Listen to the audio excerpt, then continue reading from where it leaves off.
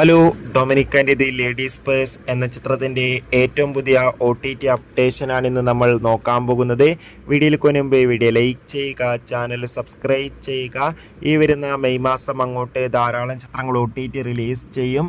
നമ്മുടെ ചാനൽ ഭാഗം പരിശോധിച്ചാൽ ആ വീഡിയോയ്ക്ക് നിങ്ങൾക്ക് കാണാൻ വേണ്ടി സാധിക്കുന്നതായിരിക്കും. മമ്മൂട്ടി, ഗോകുൽ സുരേഷ് എന്നൊക്കെ പ്രധാന കഥാപാത്രങ്ങളായ ചിത്രമായിരുന്നു Dominic and the ladies purse. ചിത്രത്തിന് ഇപ്പോഴും നല്ല മികച്ച പോസിറ്റീവ് അഭിപ്രായം തന്നെയാണ് പുറത്തുവന്നുകൊണ്ടിരിക്കുന്നത്.